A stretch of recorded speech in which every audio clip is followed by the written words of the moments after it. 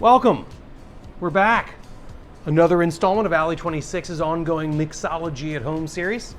This drink is called A Moment of Silence because if there's one thing we all need crowded together in our homes, it's a moment of silence.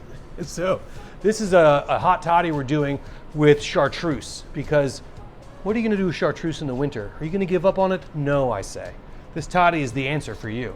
So it's a toddy or a hot cocktail, however you want to, if you're really particular with your definitions of toddy, this is not going to meet it. If you have a more liberal definition of hot toddy, then this is perfect. It's a hot cocktail. So we're going to start with a hot glass. I've just filled this glass full of boiling hot water. We're going to let it heat this glass until it's like, ooh, that's really hot to the touch. Then it's perfect. Then I'm going to dump this water. And we're going to start with our fig syrup. This is our newest installment to the line here of Alley 26 cocktail mixing syrups.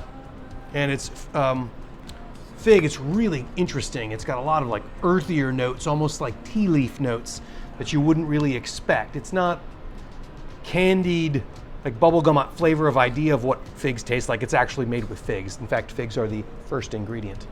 So the recipe on this drink is going to be extremely easy. It's a half an ounce of all these ingredients. So we got half an ounce of our fig syrup. Remember, anytime you use one of our syrups, to shake the bottle up a little bit beforehand. Since we use real things like fig, they can tend to separate sometimes. So just give it a little shake and tip it over a couple of times till everything's reintegrated. And then half an ounce of yellow chartreuse. If all you have is green chartreuse, that'll be delicious, but use just a little less. Back it down to like 1/3 of an ounce. Half an ounce, I'm using this Bordiga Bianco Vermouth. A Bianco Vermouth is not a sweet red Italian vermouth and not a dry French vermouth. It is a sweet white vermouth. This particular one I'm a huge fan of. It has a lot of like oxidated qualities and candied lemon, candied orange notes to it. But it is vermouth, so that means it's an aromatized, fortified wine. So treat it like wine. But when you're not using it, if you can gas it, that's great, but definitely keep it in the refrigerator. It'll last longer. And drink it. It's one way to make sure your stuff doesn't go bad is to just consume it. There we go. And last but not least, we're gonna use a little brandy.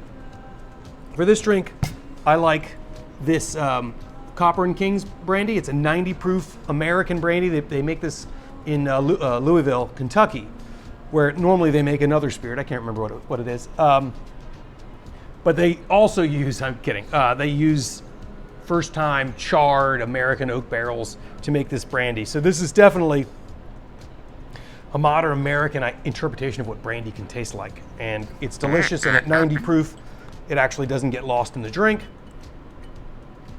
This is delicious. If you can't get your hands on this, a Hennessy would probably work pretty well. If you want to branch out a little bit, Fair Game does a 100 proof apple brandy that also works extremely well in this drink. So there we go. That's working nicely. I'm going to cut a little bit of a lemon for you.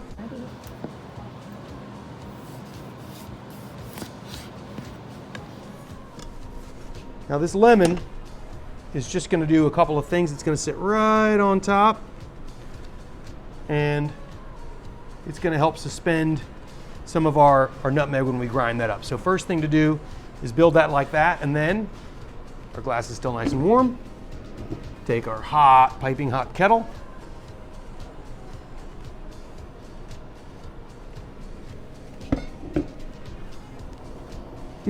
Oh yeah. Let me just make sure I liberate that lemon a little bit. Oh yeah, that's gonna be great. And just to kind of really confuse the season, we're gonna just put a couple little bits of, not an eggnog amount, but just a little kiss of nutmeg over the top of that.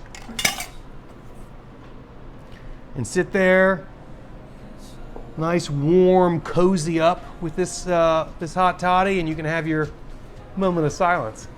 Enjoy.